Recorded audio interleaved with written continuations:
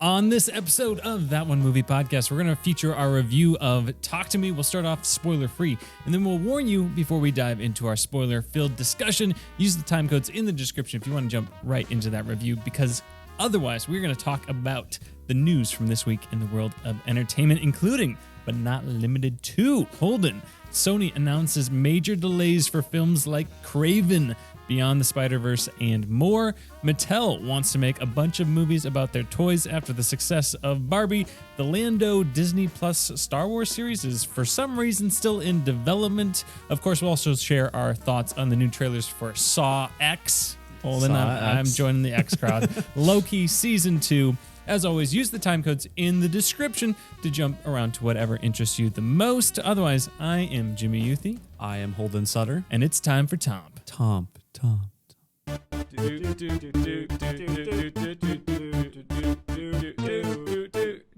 That One Movie Podcast. Tomp. All right, Jimmy, before we talk to me, let's do the Toms. Sounds good.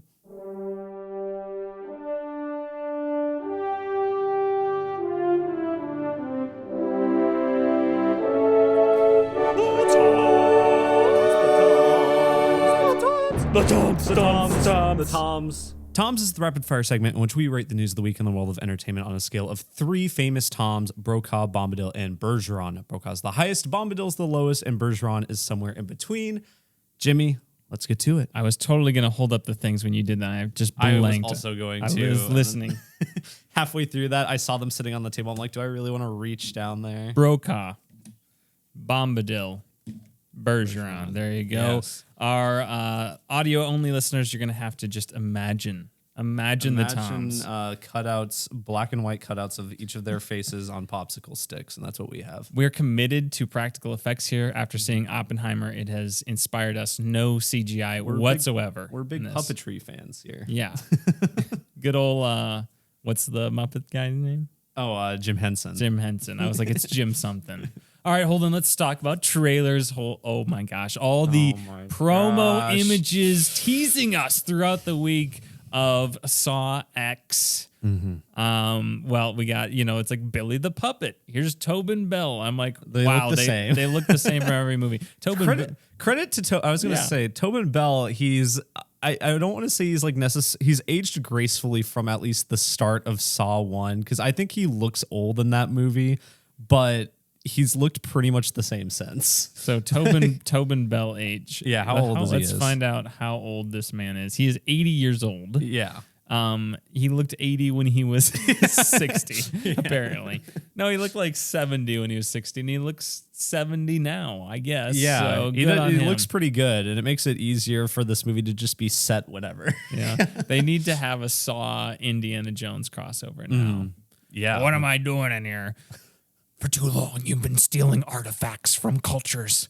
Now I'm going to steal something from you. If you think about it, it's going to be your leg. You got to chop off your leg. The temple at the beginning of the Raiders is just the first Saw trap. It really is. Yeah.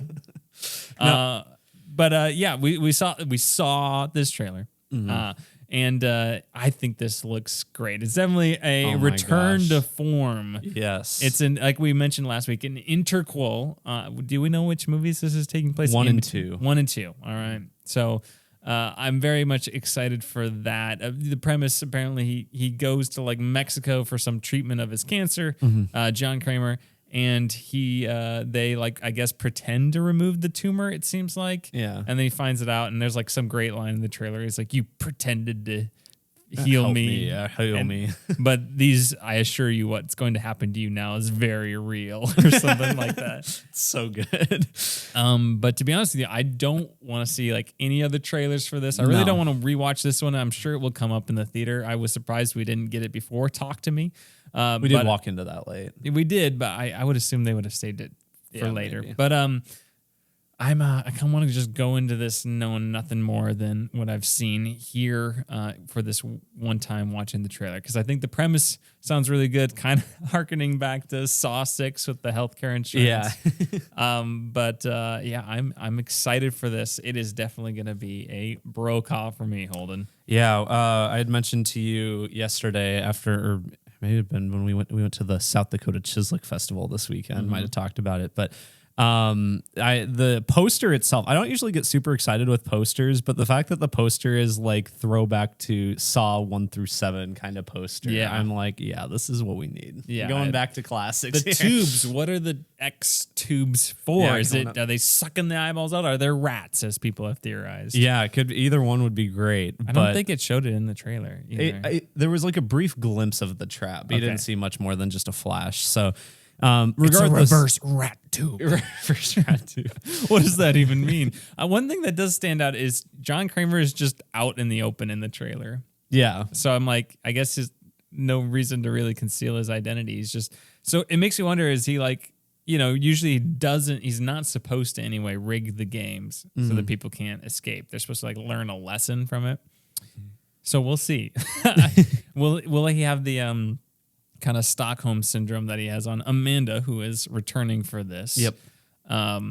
Will that happen with one of these characters? Is that what he's just relying on, or the twist is going to be one of these characters is Jigsaw.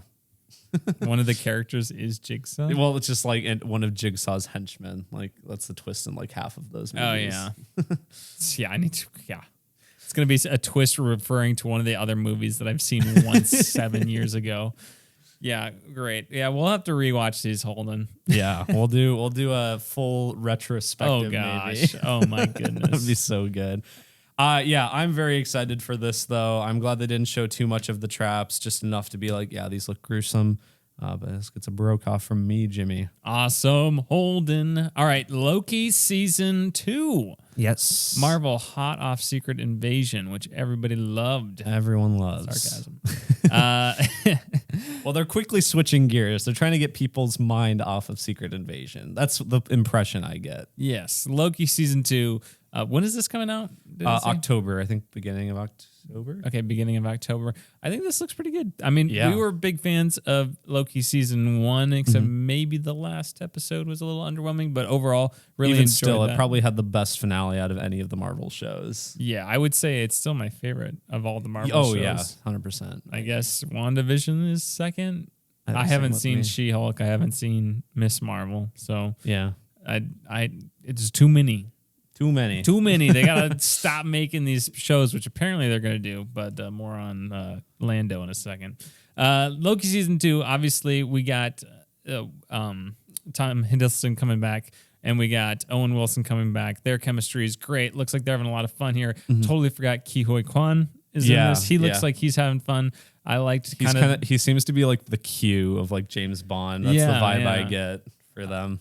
They seem to. There's some sort of time warp or whatever they said was going on with him. I thought that was a nice, neat effect. Very reminiscent of like Spider-Verse when they're in the wrong dimension, glitching.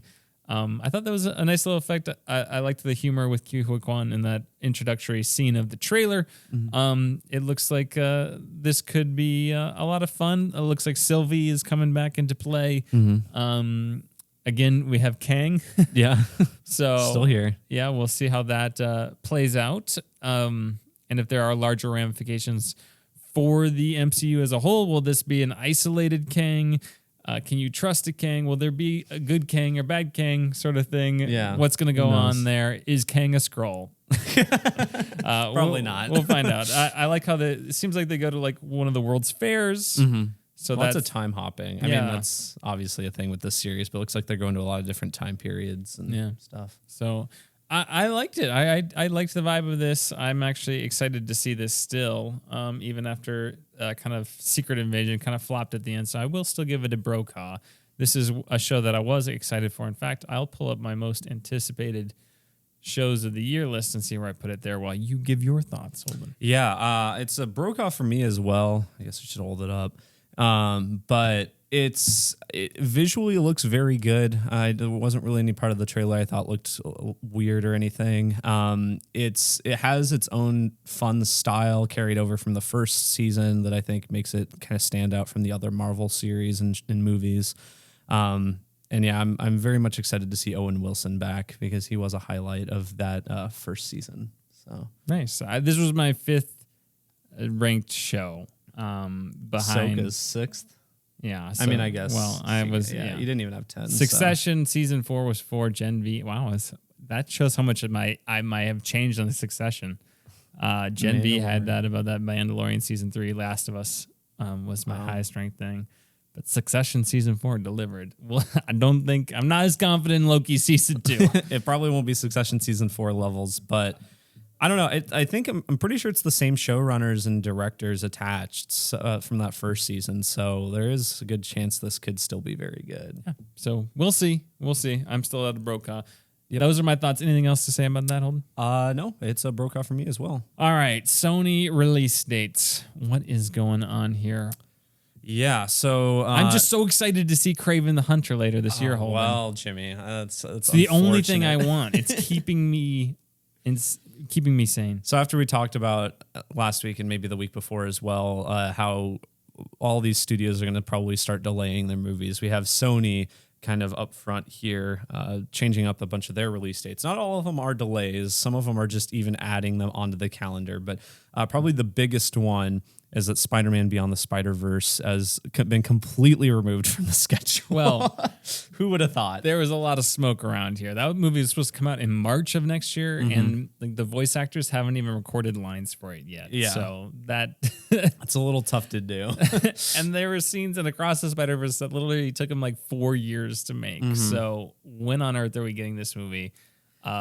I mean, I can imagine years from now, I would say. I can imagine that I don't think the animators are included at all in the strikes necessarily. Maybe some of them, depending on their positions. But I imagine they'll be able to work on a lot of it still. But yeah, just there's going to be a huge chunks of it where, like, especially with character model animation and whatnot, that they're not going to be able to do anything with right now until the lines are recorded. So. Yeah, who knows when this is coming out? It is unfortunate, but at the same time, they should get all the time they need because it's bad that the other two Spider-Verse movies there's reports that there is a little crunch on them, which is not very good. So yeah, which is insane because the first one came out in 2019. This one's 2023. The first one was 2018. 2018. Yeah. So there's a 5-year gap between these movies. When on earth is the next one coming out? I would say 2024, not looking very likely. No, probably not even 2025. So we'll see, which is crazy that they thought they would get them done so close together. So I guess did you talk about the other ones yet? Not yet. So there's some other Marvel ones with Sony's Marvel Universe stuff. Madam Web, as I don't know why. It like literally moved up 2 days. I don't know why it like even adjusted at all, but it's now coming out February 14th. So go for your Valentine's Day there date you to go. Madam Web. Maybe it'll be a love story, Holden. Maybe. Venom 3 has been added to the calendar on July 12th of next year. And Kraven the Hunter, the biggest casualty, I would argue, has been delayed nearly a whole year to August 30th of next year instead of it was October this year. Yep. Overall, I'm at a Bergeron for all of these. I would say, I mean, there's not going to be movies coming out a lot anyway, so. Yeah, I'll give it a Bergeron as well. I mean, from what I understand, I think all 3 of those live action Marvel movies are like completely filmed, so those probably will stick to those release dates, unless I don't know, it's like Morbius and gets delayed 3 or 4 times. We'll see. But and then just a few other things about Sony's release date. Ghostbusters Afterlife, the sequel to that, has been delayed from December of this year to March 29th, 2024. New Karate Kid, which I forgot was coming out, is delayed from June to December of next year. And Bad Boys 4 was added to June 14th. Wasn't there already Bad Boys 4? No, that was Bad Boys 3. Okay. Bad Boys for Life, which should have been 4. Bad Boys for Life was the 3rd movie. Yeah. That is a bomb. That is a bombadil. These release dates are Bergeron. Bergeron. Yep. There we go. All right. And the next up, Mattell. So last week we reviewed Barbenheimer and we talked about how successful Barbie is. Seems to be even just as successful almost this weekend. Like some of the between this and Oppenheimer, some of the smallest second weekend drop-offs of like all time. So crazy. Yeah. Earning bucket loads. And so of course Mattel's like, you know what? Let's make some movies off of our other toy properties. Which is absolutely the takeaway they should have. Exactly. Not that, you know what? Maybe this is a once-in-a-lifetime thing where we captured lightning in a bottle with the creative forces of Greta Gerwig, Noah Baumbach behind this very iconic toy that has a lot of controversy around it, surrounding its history. Mm-hmm. Yeah, I bet we could recreate that with Rock'em Sock'em robots. Yeah, so Yikes. they announced, I think I saw the number was like 14 movies, which a fraction of those will be made, is my guess. But still, all of these are in development in certain whatever stages. So I'll just kind of go through them. We talked about previously the Barney movie produced by Daniel Kaluuya, the A24 movie, which I think actually has a good chance of maybe being something. That's the one I can get into. Yeah, But Barney's not really a toy. No, So- it's just Mattel owns the property anyway. Okay. Polly Pocket, which I'm reading this off of Variety. They actually have listed some like people attached to it, so I'll read off of those as well. Currently for Polly Pocket, starring Lily Collins, writer director is apparently Lena Dunham, who did that girls show on HBO. I don't know. Okay, with Adam Adam Driver. Sorry. I was like, Adam Savage? I was about to say he's Adam Devine. He's a Maroon Mythbuster. 5. Adam Driver figured it out. Emily will be excited about that because she liked Polly Pockets and she likes Lily Collins from Love Rosie and Emily in Paris. But what are you? Where are you going to go with this? That like, how is that going to be as good as Barbie? Like, I don't know. You're just going to have to make a good kids movie and then attach the IP to it instead of like, it's just going to be like the IP is going to feel superfluous. I think if any of these are actually going to be good movies. I just don't know how different a Polly Pocket movie could be from a Barbie movie, especially if you want to do something like actually good with it. I don't know. Maybe it'll be just as good and just a little bit shorter. Maybe cut out 20 minutes or something. There you go. Then we have Hot Wheels movie, which we've also talked about previously, which J.J. Abrams is producing. Said it's grounded and gritty, Emotional. Can't wait for that. Again, then it's probably just a good car movie with a random Hot Wheels brand attached to it. Unless it's some like really grounded, like emotional story with like this kid and their dad or something. Yeah. Like Go bond racing. to that. It's just the Gran Turismo movie again. It's the Gran Turismo movie. We had toddlers playing with Hot Wheels, and now we're putting them in Formula One cars. Babies. That'd be pretty good. Yeah. See, that could be funny. No, that could be funny. Yeah. If it was literally just a parody of the Gran Turismo movie. Rock'em Sock'em Robots is the next one, which is apparently starring Vin Diesel. The writer is Ryan Engel. Rock'em and sock'em. Yeah. Which this just sounds like Real Steel, which I've never seen. I've never seen it either, but I do remember it coming out. Yeah. American Girl, which, okay. Okay. Again, how are you differentiating from Barbie? Unless this is a horror, that would work. American Girl horror movie. That'd be interesting. Ventriloquist. That's what you need to do, like with these. I mean, not that Barney's completely going in that direction, but like do something just so out of left field with like these properties. Like, call us up, Mattell. We got some ideas. We got some ideas. We got the Hot Wheels idea. We got American Girl ventriloquist horror idea. Telling you. Magic 8 Ball, which I think this is the Mattel CEO that was saying this stuff, but it's probably going to be a PG-13 thriller. I gotta love me some PG-13 thrillers. Look, this is gonna be like Talk to Me Light. Yeah. I think honestly, it could like be. Magic 8 Ball will be Talk to Me Light. Like it's just like, oh, okay, here's like, oh, it predicts the future. It'll be a nice little. It just comes up and says die. There's a lot of dark places that you go there. Nobody likes you. I like it. It would be funny if it was like really specific answers. But you know, I don't think that's a terrible idea. Now, was it going to be some amazing movie? But I think Magic 8 Ball could actually work as a little teen. You should just call it a teen. Out of thriller. all of these properties, it probably has the most potential to do something creative with it. So we'll see.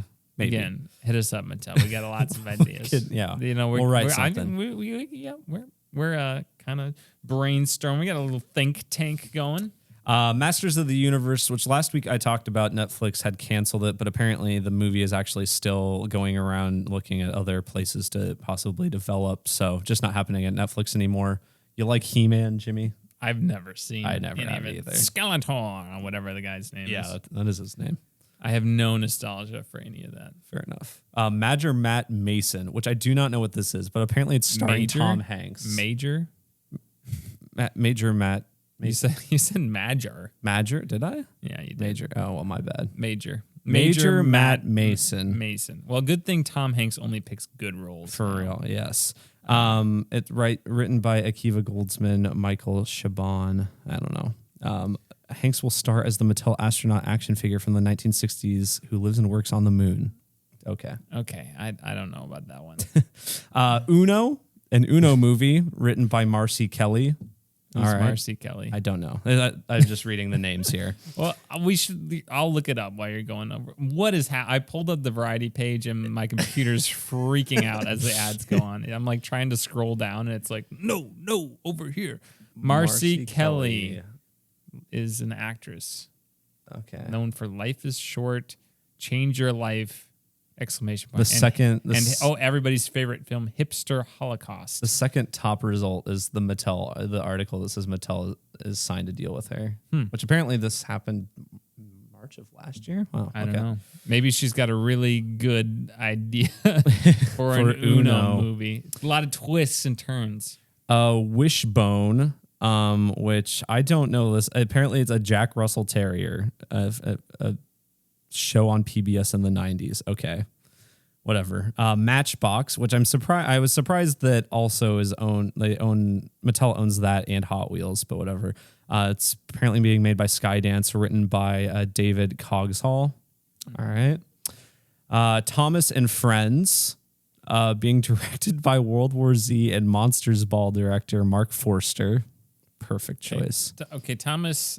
This is Thomas the Tank Engine, right? I assume so, yeah. That one works, right? Yeah, you could do. I mean, that has stuff made. I mean, plenty of movies and shows made about it already. Viewmaster. Okay, that could be. Okay, this is what it says on the Variety article. It says, long before VR, there was the picture viewer that it was invented in 1939. Now, an adventure film will be based on the classic toy. This is another case where I just feel like a Viewmaster could make like an interesting, make a horror movie off of that. That's right. I was like, I feel like scary is where my mind goes. But Viewmaster, maybe they travel to a place by clicking in. Maybe. I mean, how else do you make it an adventure? I don't know. I'm going when in doubt, make it scary. I think with any of these. And the weirdest one to me is one just called Christmas Balloon, which apparently I'm going to read this here. I didn't know this before I read this article. So it's not based on a toy but based on a true story of when Mattel donated toys to help make a young girl's dream come true after she tied her Christmas list to a balloon that was found by a grieving couple who worked with the toy company to fulfill the girl's wishes. Mattel looks to produce a family drama drawing from the story.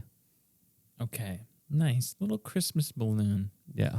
Oh, I'm so sad. I don't have any Christmas presents. Let me write a little letter and tie it to a balloon so it gets to Santa on the North Pole. Yes. Let me get my BB gun out and shoot that balloon out of the air. I can't wait for Mattel to just look like benevolent gods in this movie or something. Yeah. Oh, I'm Howard Mattell. Oh, what's this here? Oh, I'm Howard Mattell. AKA Old Saint Nick. I'm giving all of these. I would like to think Mattel in that is like Santa's workshop and all the elves are slaves and all that. That'd be pretty good. I think I'll probably give this a... Okay, I think we should just...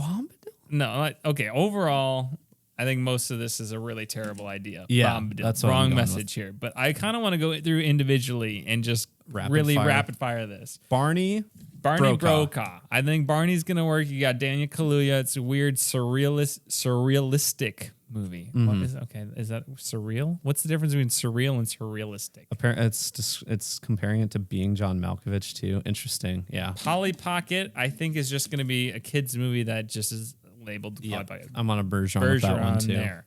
Hot Wheels. I kind of want to go Brokaw. I might have bomb. I think having a quote grounded and gritty Hot Wheels movie sounds hilarious. I'm gonna go Brokaw. We already have those Holden's called Fast and Furious. Look, True. if it's my Gran Turismo babies driving Formula One cars, Brokaw. Anything else, Bombadil. Rock'em Sock'em Robots. going That movie Bergeron, I already think. exists. Called The Real Steel. I'm at a Bergeron. Mm-hmm. American Girl. If it's horror, Brokaw. If it's not horror, Bombadil. Who cares? I think I'll go Brokaw if it's horror, Bergeron if it's not. Magic 8 Ball, I think, is actually a good idea. I'm going to go Brokaw for that one. Yeah, this is a very tentative Brokaw. It depends on what they do with it. It could The be potential's there. The potential is there. When Magic 8 Ball wins Best Picture. You heard it here first. All right. Masters in the Universe, Bergeron, they've already done a million things with that. Major Matt and Mason, who cares? I'm Bombadil. gonna go Bombadil with that. Sorry, Tom Hanks. Even though Tom Hanks- Uno, what the heck is this movie? We literally don't know anything about it. I'm going to go I'm going Bergeron. Bombadil. Stupid. Wishbone, Bombadil. Yeah, don't even know what that is. Matchbox, Bombadil. Thomas the Tank Engine, Bergeron. Sure, makes sense. Who Bergeron. cares? Christmas Balloon, Bombadil, unless it's a horror movie. What about Viewmaster, Jimmy? Oh, Viewmaster is a well, Wait, it's is an that adventure what film. you meant last time? Because you said Christmas Balloon Bombadil unless it's a horror movie. Did you mean Viewmaster? No, well, I stand by it. Viewmaster. Well, Viewmaster says it's an adventure film. I'm gonna go Bombadil. I bet Yeah. Viewmaster's. I'll go Bombadil stink. on that and Christmas Balloon. Who cares? I If don't want to see. I Viewmaster don't want to was a good see. horror movie though, broke. I don't want to see a movie about a little girl getting what she wants. That's so. That seems so sappy. Just kidding. It might be good. We got you a Barbie. All I wanted Transformers. Well, too bad you're getting Polly Pockets, little girl. I'm Howard Mattell.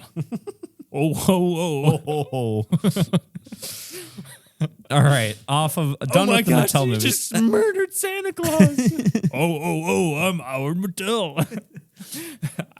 We're just completely. I don't know if Howard Mattell's not a real person. Probably not. That sounds like a good name for a CEO of Mattel, though. Yeah. TMNT Mutant Mayhem. We're going to be doing that for the podcast next week, but a couple announcements regarding that. So a sequel movie has already been confirmed with no release date set. Apparently, Paramount is very confident in this. And they're also making a 2-season TV series for Paramount Plus called Tales of the Teenage Mutant Ninja Turtles, which will apparently, quote unquote, bridge the gap between both movies. Bridge the gap. Well, geez, you got to watch this in order to see both of them. I don't know, I guess. TV series. Well, look, they had, Penguins of Madagascar. You got that show. That was all right. I never watched it. I watched a little bit of it. It was okay. So look, a sequel already being made. Obviously, got to reserve judgment for next week when we see it. Apparently, it's good. So I guess I'm overall at a Bergeron tentative Brokaw for this. I think it's a good idea to have the show. I don't necessarily know if I would have it like tie them together. I'm assuming when they say like it's just going to take place in between. Yeah, that's and it's probably what it not means. actually going to have any like actual significance. But I think that's a good idea because you have this show, this movie coming out next week as of recording this, and apparently it's good. So a lot of kids are going to see it and they're going to like it because Teenage Mutant Ninja Turtle, their toys and stuff. Maybe the parents will get stuff out too. Yep. Because a lot of the millennials who grew up with it, and all that, and maybe some Gen X to that extent, gonna get out some of their old toys, that sort of thing, or there's gonna be new toys out there. Get them out. Yep. Have the show coming out so the kids can watch it. Except nobody has Paramount Plus. And then the next one comes out. So I think it's actually a pretty good idea. So maybe I'll give them a Brokaw for capitalizing on it. Maybe I don't know. A Bergeron. I'm tentative Brokaw. Unless the movie's bad. I'm there too because it entirely depends on how the movie next week is, but. Yeah, it's very similar to what they're like doing with like the Sonic movies because they have that Knuckles series, and then they announced the sequel before that second one came out. So yeah, I don't know. Paramount's putting them all in on some of these franchises. Yeah, Paramount's putting out. Yeah. All right, Holden. Disney Plus. You remember when Bob Iger was like, "Hey, don't make any more shows, Star Wars or Marvel." Yep. Well, apparently they're making the Lando series. Yes. Why on earth are they doing this? I mean, I get it. Donald Glover, who is good as Lando, nobody cares. I don't think anybody cares. Nobody is asking for this, I don't think. Yeah, this seems like just a really dumb idea in general. Was this ever like confirmed at like a? This was a thing that they were going to do. I'm pretty sure they did a Disney Direct or whatever, Comic-Con or something. They talked about D23. D23, yeah. They talked about. I could have sworn this was confirmed a long time ago, back when Solo was coming out, essentially 5 years ago. I remember like it being talked about. I couldn't remember if it was officially confirmed or not yet, but yeah, it was quite a while ago that they talked about it. Regardless. Look, if there was one person who was going to make this really good, probably Donald Glover. Sounds like he's writing it with his brother, Stephen Glover. Yep. And I mean, that's a good sign for me since he did a lot of that for like Atlanta, and Atlanta's very good. So, yeah, I mean, he's got the writing chops to make something good. And I mean, obviously, he's played the character before. He seemed to really enjoy playing it from what I understand. So obviously, that's why he's coming back. So maybe he has a passionate idea for Lando Calrissian. All right. I think this is a really bad idea, but I'm going to give it a Bergeron. And the reason why is Andor was a really stupid idea that turned out to be one of the greatest Star Wars things that we've ever gotten. Yeah, so 100%. Look, if they do that again, like I can't count them out doing that again, because Andor turned out to be really good somehow. And maybe Lando will be the same. No, so, I'm 100% in that boat too. I'm honestly kind of eager to see what it kind of turns out like. Well, we'll see. Yeah. So that's where I'm at there. What's going on in Australia regarding Disney and physical copies of movies, Holden? Yeah, so I think this was confirmed yesterday, but Disney is apparently ending physical media production for Australia after Guardians of the Galaxy Volume 3 gets its DVD and Blu-ray release in the region. I wrote down here, in my opinion, this is a terrible thing, I think, for me. I mean, obviously I like collecting things. That's well known on here that I talk about that a lot.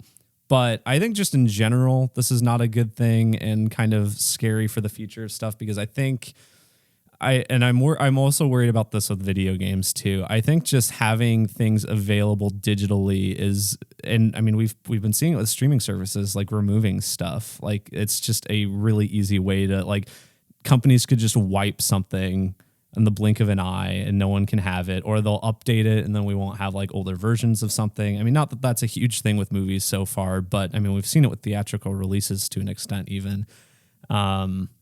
So I just, and I also wrote down here that one of the things that people were talking about, and who knows if this actually factors in, but it also reduces the amount of royalties that people will get, which in the midst of these strikes, and people already arguing about how much you get from streaming and everything, that's only going to hurt these people, the cast and crew of these projects, I think. Yeah, I wonder why Australia. I wonder if it's just like we don't want to ship it Maybe. over the ocean. Could be. I don't. They don't have any production facilities there or something. I don't know. Yeah, I agree with you. I don't really buy a lot of physical media, to be honest with you. I just don't. I find it actually to be a hassle sometimes to own physical media. But I understand why people do like it. It's got a lot of benefits. You literally just having it, so you have the copy. Yeah. It cannot be taken away from you. You know, it's unadulterated, and the resale potential of it as well can be factored in. I just think don't do that. Just like leave the option open. If it costs you money, just make the physical copy more expensive. Yeah. And then people can decide whether or not that price is worth it. But yeah, look, I'm not on the inside of the situation. I don't know exactly why they did this. Maybe they have very good reasons. Maybe there's I'm sure there is probably some sort of environmental impact to having physical media as well. So I think the option should be there. But maybe if it's a cost thing, just increase the costs slightly. I don't know. I can see why it would be concerning. I'm at a Bergeron. I think you're probably at a Bombadil, I'm imagining. Yeah. We'll see if the trend continues. I don't like the idea of nothing being physically available anymore, but I think it's kind of a reality though, where it's gonna set in, Holden. I'm sorry to Sorry that it's going to happen. Yeah, I've just mostly with video games, but I've been falling down the rabbit hole recently of watching videos and like reading a lot online about like game preservation and stuff. And I'm also like, I'm really into the idea of like lost media and stuff. I think that's a really just interesting rabbit hole you can go down with a lot of different things. So all of that, I just wish that it wasn't happening. I mean, to some extent, I think physical stuff will be always available, even if it's more in more niche markets. I'm sure there'll be companies that'll capitalize on, making third-party physical versions of movies, maybe get licenses from companies. That way they don't have to do it themselves. But still, it's still disappointing to see. Yeah, if you're going to do this, have the track record of actually keeping things available. Mm-hmm. Yeah, and Disney does not have that Not right now. No. What's our final piece of normal movie entertainment news, Holden? Yeah, last piece is just that the Primetime Emmys, which we talked a couple weeks ago about the nominations, has been indefinitely postponed. I think. Oh no. And we talked about it. I think maybe when the nominations came out, we weren't sure if the actors were even able to go to the show. My guess is with the postponement, they can't. And that's why they're postponing it. Otherwise, you'd have no one there. So, no one presenting. Yeah, you could just have ChatGPT do it all. Exactly. Yeah, just they have think of that? Bob Iger do it. Bob Iger. I'm gonna go Bergeron. I guess. Yeah, Bergeron for me as well. Probably good idea to postpone it indefinitely. Post Maloned indefinitely. Yep. All right, a little bit of Togpa, that one gaming podcast. What's going on? Yeah, so for a while now, it's been rumored that we'll be getting a new Nintendo Switch soon, which obviously makes sense. The Switch has been out since 2017, which is crazy to think about, honestly. It feels like it hasn't been out that long, at least in my book. But apparently, developers already have their hands on the long-rumored console. Articles are calling it the Switch 2. I'm sure that's not the actual name. But it is expected to launch in late 2024, according to Video Game Chronicles sources. And it appears, and I mean, this is the same as the normal Switch, but appears to still support cartridge games and portability. Not much else is known about it. What kind of, if it's going to switch fully to the OLED screen or whatever. Switch. Yeah, Switch. So do they know whether or not that this thing is going to be backwards compatible? Is this like a completely new console, or is this like the Switch Pro that people have been talking about forever? It kind of seems more like it's going to be more like that. I mean, I'm sure it is going to be a new console, but I don't know. It's hard to tell, I guess, because Nintendo's never really done like a PS4 to PS5, like just normal upgrade. They always go a little weird with their stuff. I mean, I guess maybe NES to SNES, but that was, decades ago. So yeah, I don't know if it's just going to be a straight upgrade, if they're going to try to do a bit more. I mean, the Switch sells gangbusters, so I wouldn't be surprised. But if it is just like a more powerful Switch, if I were a betting man, I'd say that it's going to be backwards compatible. If it is, that's great, because I'll just get this one. Yeah, there you go. Play Zelda. If I can, Yeah. It's probably going to sell out immediately, all the time. Obviously. I'll give it a Brokaw. Why not? Yeah, I'll give it a Brokaw as well. There you go. Holden, the return of our world-famous segment, TOMPeyes. Yes. The weekly segment where semi-weekly, I guess, depending on if we have the opportunity to go together. But our weekly review of our experience at Popeyes Chicken before we see our movie. It is almost always delicious, but it is never the same experience more than once. Holden, how was your Popeyes experience this week? This one was actually probably one of the more normal ones, I think, in my opinion. The food was very good. I didn't really have any complaints there.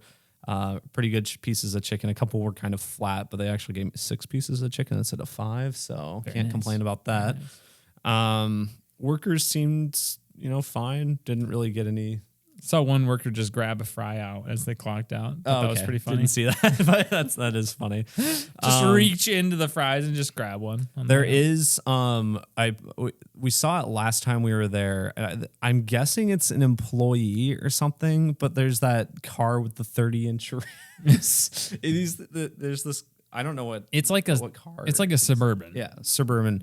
But it pulls into Big the SUV. Popeyes lot, big SUV, and it has like these huge, like looks very thin wheels, but like the rims. I think there are thin wheels. Yeah. Right? Because like literally It it's have just, to be. it's so these rim, I mean, like, I don't know how to say it. Like imagine just an SUV with normal tires and then just the amount of tire itself has been shrunk by like 80%. and it's replaced by just these huge rims that look really goofy. But they're like, they're not like, fat. They're like very thin. Mm-hmm. It's like, I don't know, like what is it? 5 spoke kind of thing. Like imagine, your wheel and then you got just like 5 of the lines across. So this one's just 3 spokes per tire. It's 3. isn't it? Okay. Yeah. 3 of like, so it's kind of like the peace sign then. Yeah. So like the peace sign, and they're just thin and narrow, and it's basically just looking through empty space. Like there's no tire there at all, which essentially it is. And I'm like, it's so bizarre looking. I don't understand. I don't know anything about cars, but it is just one of the most bizarre things. And then the other thing about it that I noticed this time was they have a decal on either side of their car that just says 30 inch. 30 inches. Which I assume is the rim size, just so that people will not ask them how big their rims are. That is the conclusion that we both drew, which is hilarious. But it's like if you drove over a nail with that thing, the nail is like bigger than the actual width of the tire. It would just go all the way through, Like, pretty much. I don't know how that is a practical thing. The only other thing of note for me was I always ask for all dark meat, which I get probably 50% of the time, which is understandable. If you can't be specific about your Popeyes orders. Popeyes to me is the only place where their white meat is actually good enough, where it's so moist and they can get away with it. But one of the pieces I got, it was supposed to be a thigh, but it was bigger than a thigh, and it was white meat, but there was like one tiny little bone in the side of it. And the rest was just this amorphous chunk of chicken. So I have no idea where that came from. Yeah, I don't know what that would be. How that came together. But that was pretty funny. So, you want to talk about your Bojangles?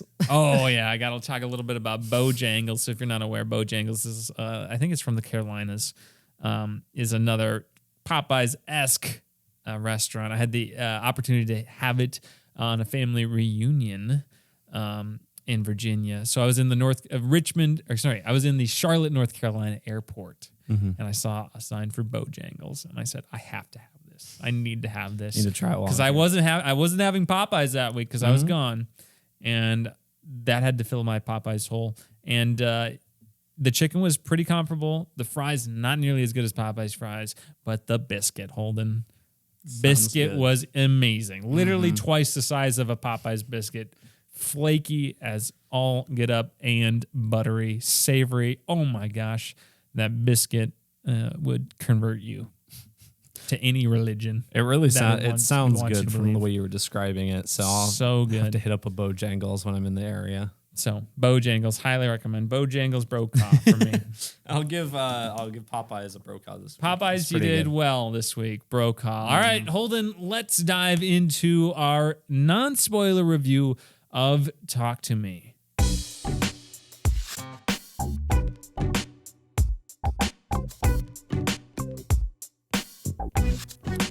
All right, Jimmy, talk to me. Talk to me. I am talking to you. Yeah, you are. You've been talking a lot.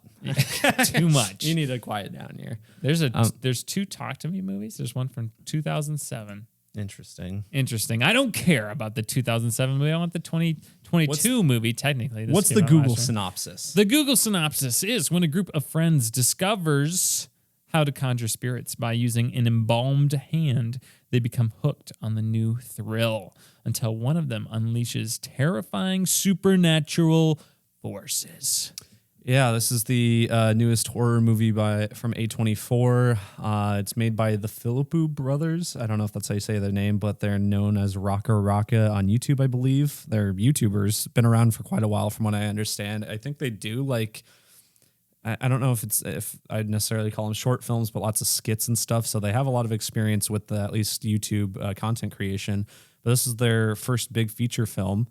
It's been making the rounds, Jimmy. Lots of people talking about how great this movie is. Made on a pretty modest budget of $4.5 million. Yeah, well, I mean, it's an Australian movie. Came out last year at the Adelaide Film Festival. So this has been done for a year. Yep. And now it premiered, I think it was at Sundance, kind of internationally. And now it is released here in the United States.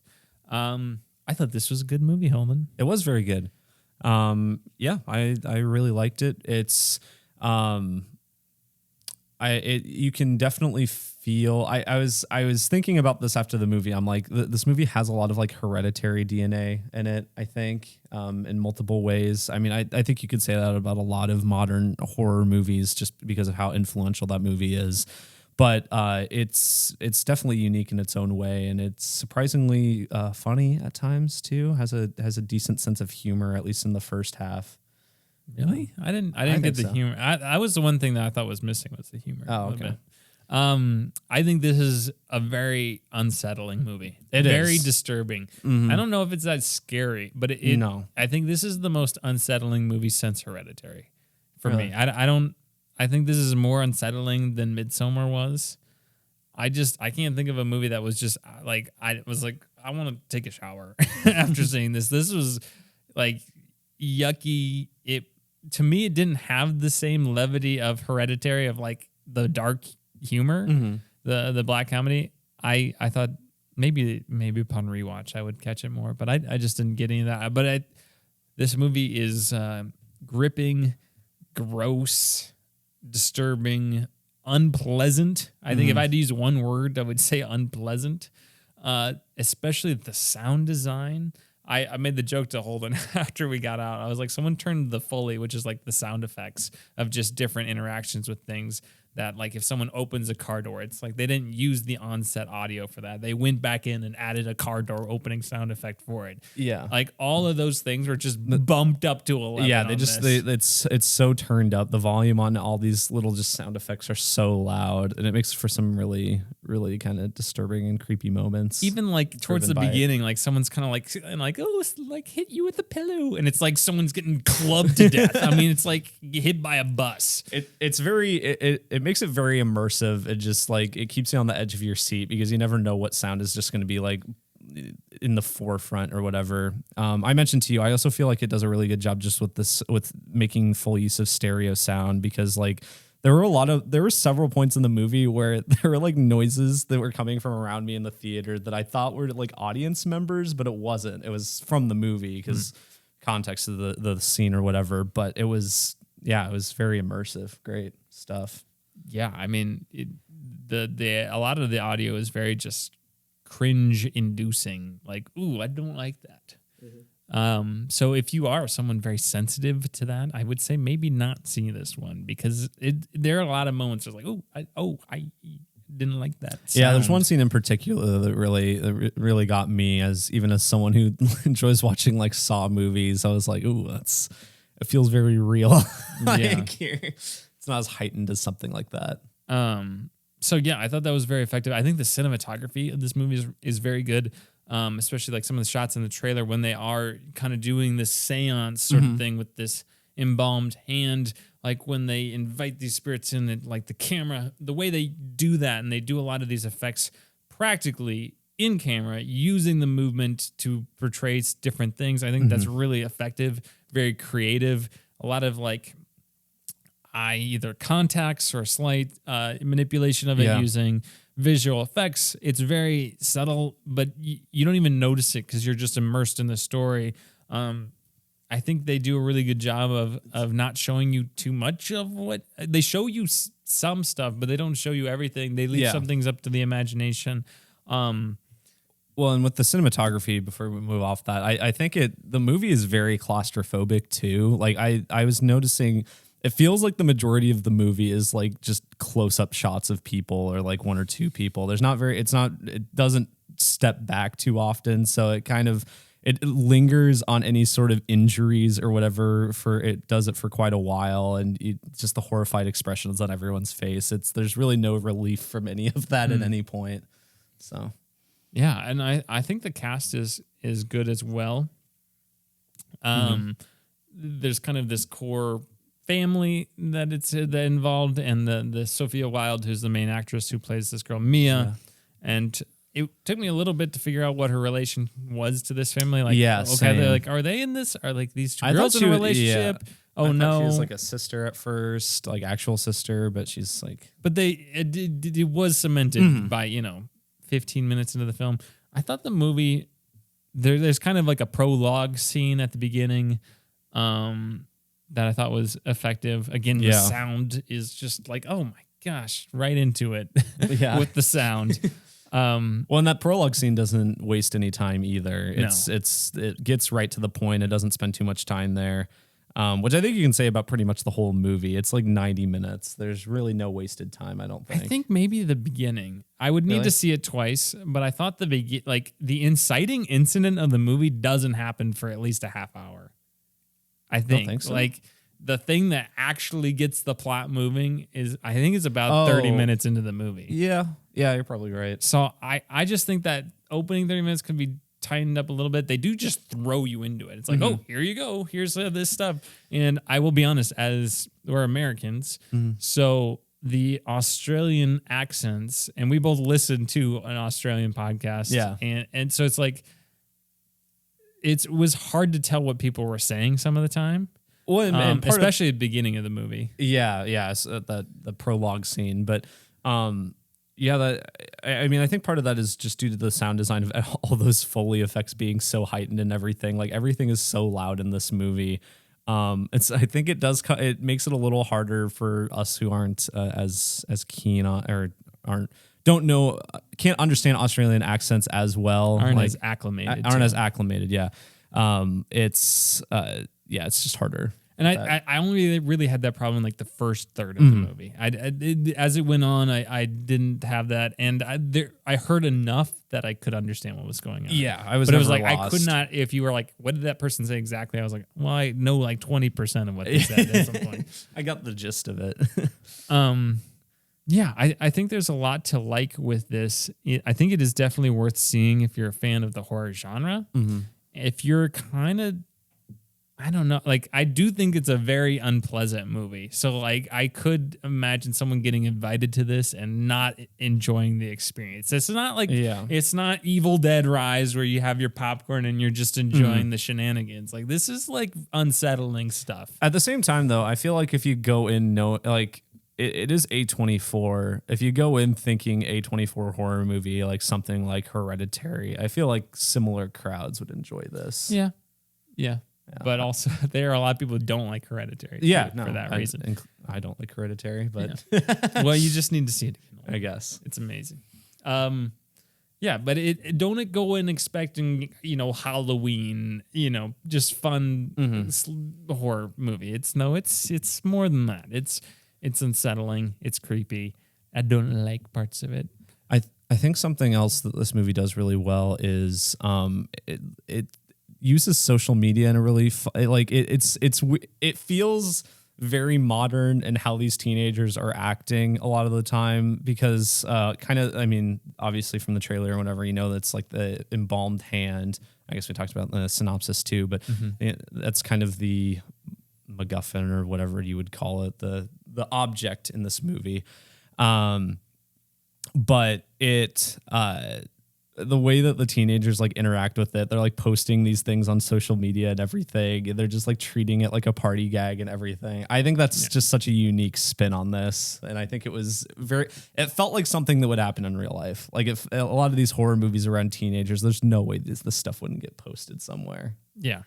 It certainly feels analogous to drug use overall and that sort of thing, like addiction, obsession. Some of those themes are kind of portrayed through the way the teenagers use the hand in the movie. I think it's very interesting. I think there's a lot left to be discussed. It's not like, I don't think they just like, really nicely tie everything together. No. And they leave a lot of things open for interpretation, which I liked. So yeah, I'm trying to think of other things to say non-spoiler wise. I don't really remember the music. Yeah, which is not necessarily a good or bad thing. It just kind of blends into it. It's fine, yeah. Yeah, I don't know. I mean, in addition to those themes, it also it explores grief quite a bit, which is not. I was thinking about it last night. I'm like, so many horror movies of this type like are about grief and everything. So it's like its own subgenre almost, but it does it in its own unique way. It's not entirely like derivative of other work that does it that way. Yeah, I don't know. Okay, so who's this movie for? If you are someone who likes Hereditary, if you like, bits of the unsettling ones, The Witch, those sort of movies that are kind of it's Two more movies that I don't like. I think it's more digestible than that. I think it's like a in between. But it is again, if you're not turned off by the sound design being very harsh, like very harsh. Yeah. Then I think you'll enjoy this. If you watch the trailer, if you think the trailer looks interesting, I think it's worth a watch. Otherwise, if you don't find yourself in that camp, maybe skip this one and warm yourself up to it. Mm-hmm. Yeah, but I do recommend it. I think it was a very good film. Yeah, if I were to give it a ranking or rating, I'd probably go 8 out of 10.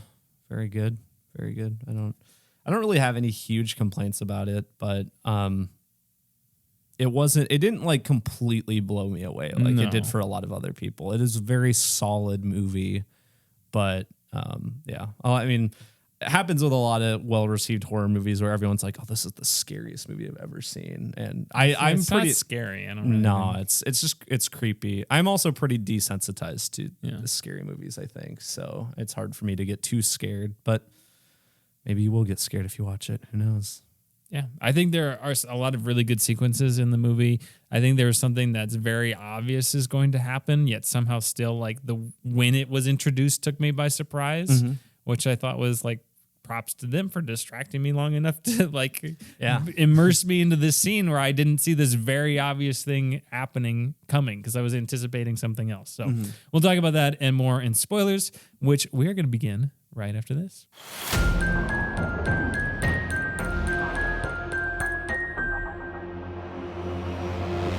All right, spoilers for Talk to Me.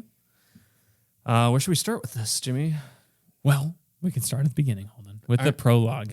Yeah, the prologue scene, which, it's this one character who I can't remember. They say his name at some point, but he's going to get his brother. He's going to get his brother. He's going to a party, like the most insane house party I've ever seen in my life. It is, I don't know. There's just like, come on, Holden, you saw Babylon. Okay, well, like for like a teenager house party is what I'm thinking of. It's more intense than the Spider-Man Homecoming one. Yes. But there's a lot going on. It's very noisy. This is kind of where we're talking about just everything is so loud, and especially at this part, hard to understand exactly what this character is thinking. Goes and finds his brother, and his brother very quickly just stabs him and then stabs himself in the face. In the face. Yeah. Yeah. I was like, ooh, I don't like that noise. I'm stabbing him in the face. It's like very good. That's it. Like, how do you have a skull? So like, how does that work? I just go hard enough, I guess. I guess he went into the nose. I mean, yeah. Yeah. I mean, maybe he went in the eye. I don't know. Like, I guess you have to, right? Because you can't stab yourself through this. It happens so fast. Like they had to have like cut out frames of that when the edit because it's just so visceral. Yeah. And I would say, like I think the sounds are more disturbing than any visuals that are in the movie. Mm-hmm. Yeah, I think I'd agree with that.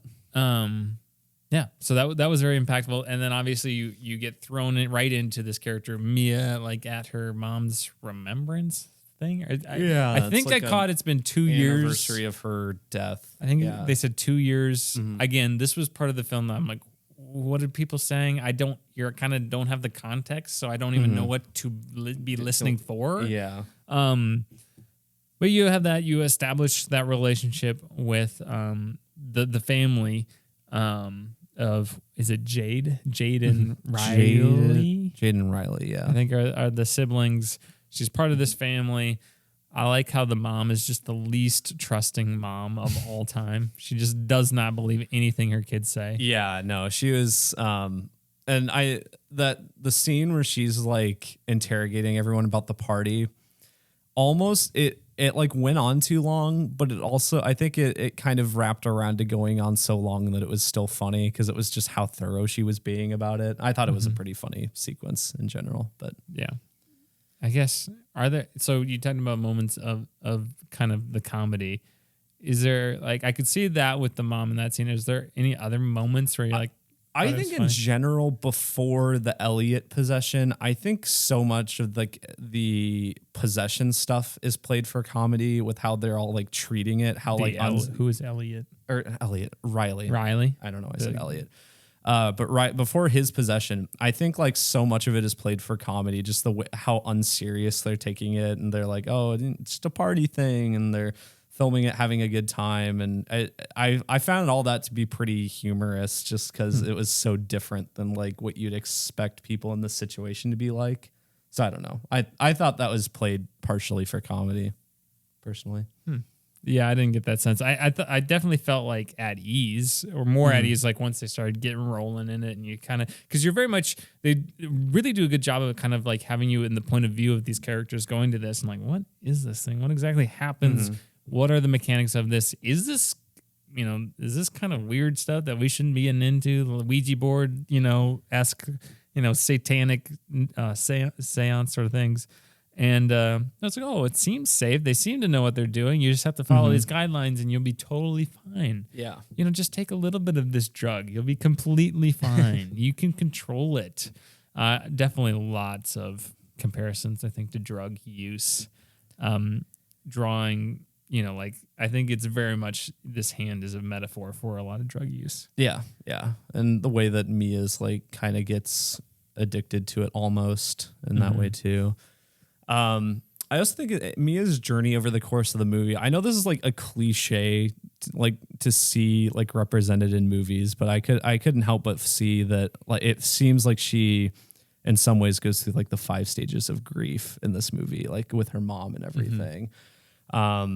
Just a couple examples. Like I felt like when she like let Riley go too long, that was like bargaining almost with his life, like quite literally, because she's like she knows that it's putting him in danger, but willing to do that just to spend more time with her and everything.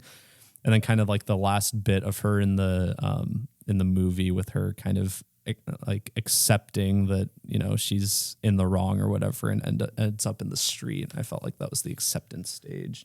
Yeah. So there are a couple things that I do really want to talk about and discuss, and I feel like this is a movie that that would be good a second time too, because I do think there's a lot of things that are up for interpretation. One of the things they bring up is the ability of some of spirits to like mask themselves as people that so there's like a question of like Mia's mom in this, is it actually her mom? Yeah. And maybe she is for some scenes and not. Maybe she's not her mom the entire time. She's being completely manipulated.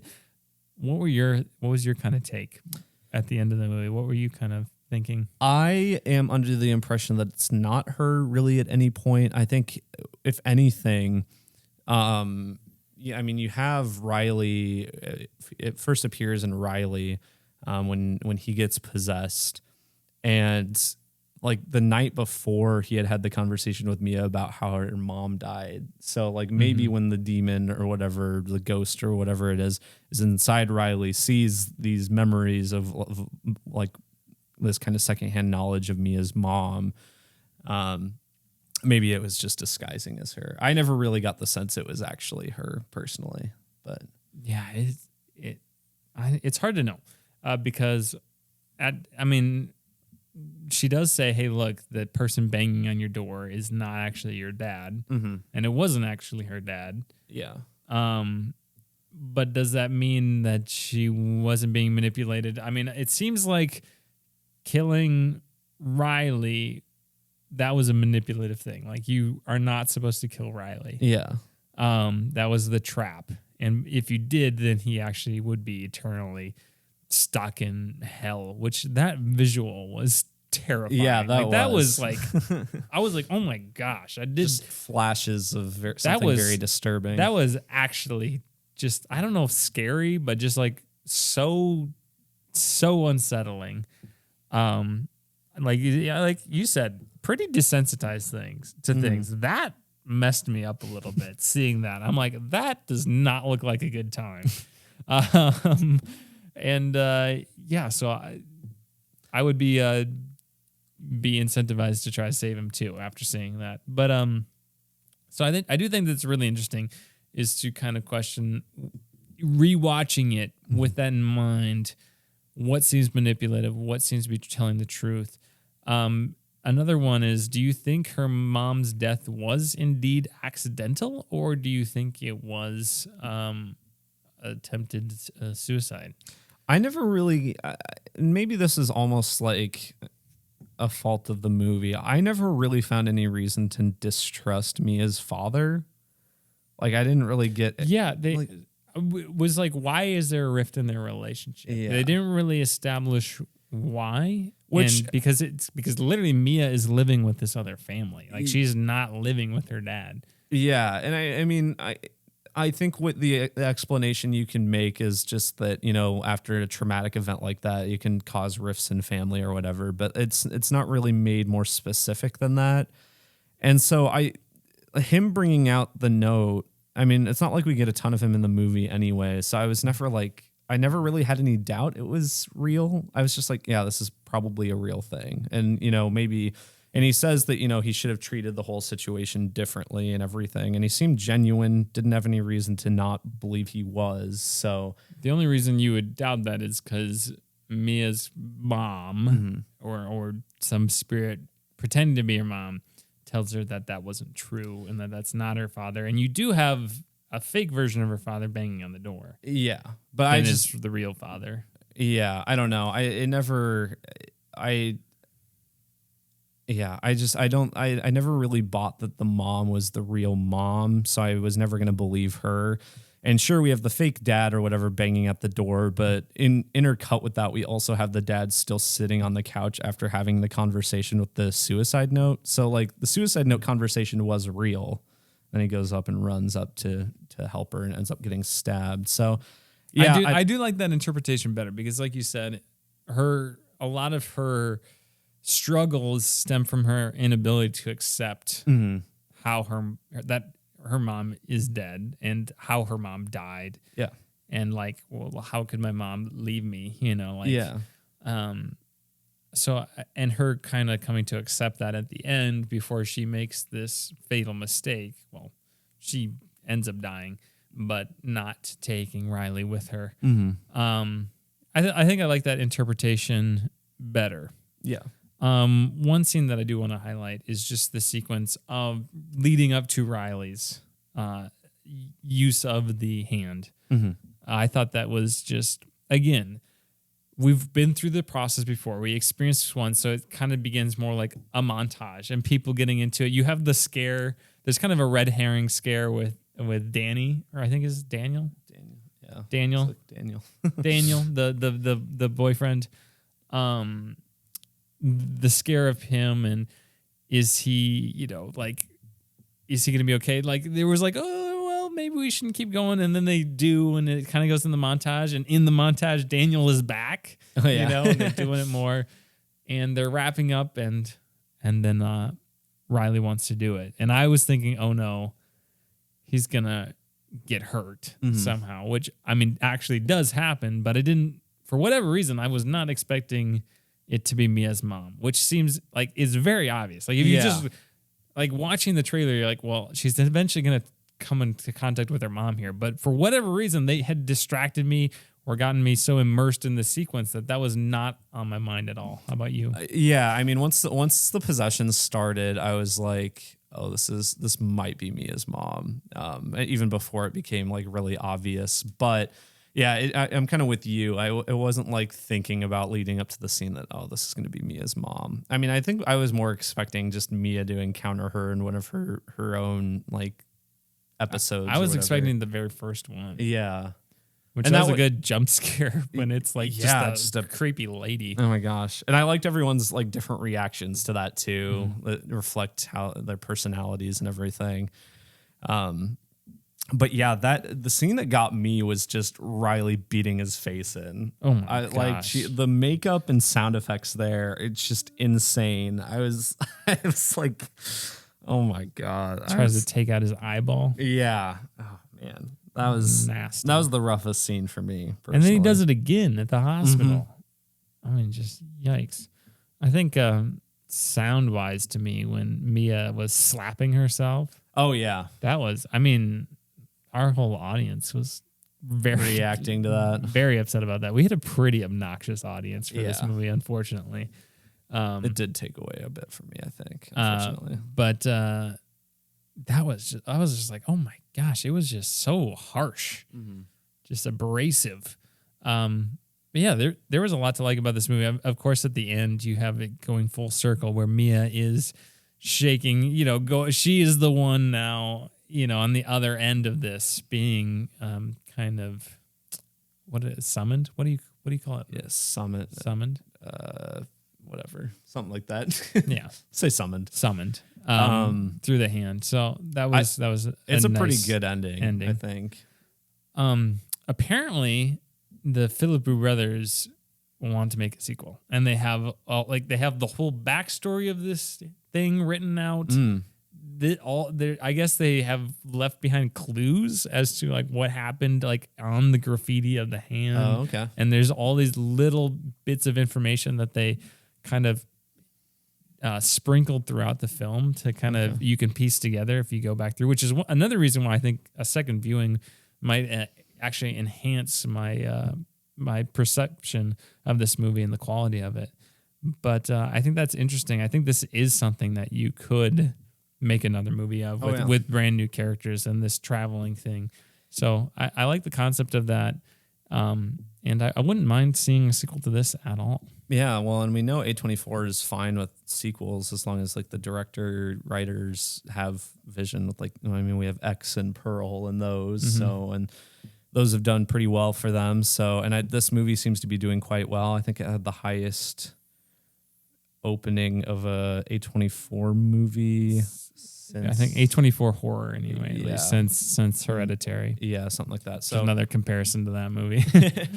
But it's I think this movie will do well enough that if they really do have a vision for it, they could. I see they're also I saw it like listed randomly somewhere, but I double checked. They're also like apparently making a Street Fighter movie.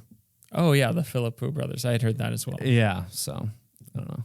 Yeah, interesting. I mean, obviously, I think with the violence, it lends it to a Street Fighter. Yeah.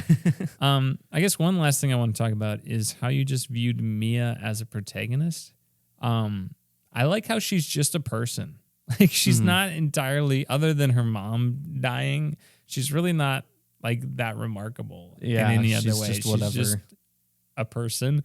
And I think a lot of ways she's very frustrating as an audience member. And I don't think she's like that even good of like she's a decent person, but she's not like some like, oh, I'm, some flawless human being that's going to make all these sacrifices. Like kind of, she's a little bit selfish and naive, but also they do a really good job at relating you to her and her experiences.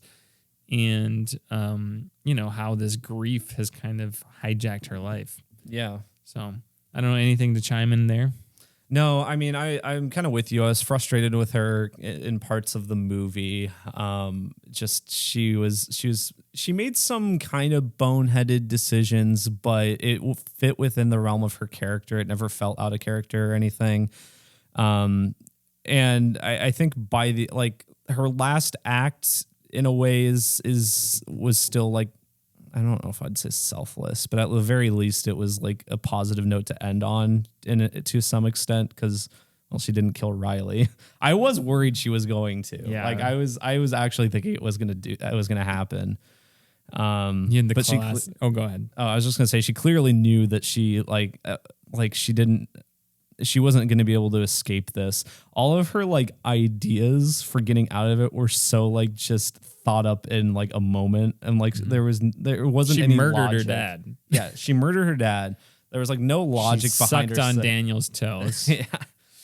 under the influence. Yeah, she there was no logic to any of her like ideas for fixing Riley or anything. So yeah, it was frustrating, but I think it made for a kind of a good, different protagonist for a horror movie. Yeah, she probably didn't have to jump out herself. No, she probably could have just lived. Yeah, well, I think then you don't have that poetic ending. I think the logic there is just that she's like, she has this possession in her from being in the hand for a little too long, and she does it there. Like, there's no clear way to get rid of it. So I think she's just. They do kind of allude that maybe it just goes away with time. Yeah, they do say that, but I don't know. And maybe they'll explore that more in a sequel or something. Yeah. But apparently they have it all thought out, so it'd be interesting. But they're not gonna. They said they don't want to spell it out for people. Sure. So yeah, we'll find out more when they inevitably make a sequel to this movie. Cool. All right, sweet. Anything else, Holden? I don't think so, Jimmy. All right, then I will ask you the question to lead us to our final segment, which of course is, what are you doing? What are you doing? What are you doing? No, what are you doing? What are you doing? No, what are you doing? What are you doing? All right, Jimmy. This week, for what are you doing? I only watched one movie since last time we recorded last Wednesday, so it's been less than a week. I rewatched Juno. Oh, I've never seen it. You never seen it? Mm-mm. It's quite good. Very interesting, like, cast, because quite a few stars, I'd say, in it. But yeah, it holds up really well. I think it was a lot of fun. My brother hadn't seen it, and we were just sitting around this weekend, had nothing better to do, so we were kind of flipping through the service, and he was like, "Oh, that movie, I've heard you like that one." I'm like, "Yeah, and it's pretty good." I mean, I've said that before. I don't know if I've even talked about it on the podcast before. I think the standout this time for me, though, is Jennifer Garner, who's an actress that I never really have any feelings one way or another about. She's really good in that movie. She's like this mother who really, like, she's essentially Juno's like pregnant and is trying to get rid of the baby once it's born. And so finds this couple, and the mother is played by Jennifer Garner. And Jennifer Garner, she's this like it's very alluded to that she can't have kids of her own, but she's like obsessed with having this baby, and she's like wants to be like the best parent, and she's like constantly worried about everything. And it's a really good performance. I didn't really make note of it before, but I liked it a lot this time. But TV show wise, I feel like I mentioned it last week. New episode of Futurama are out, and hasn't really lost its touch at all. Still very funny.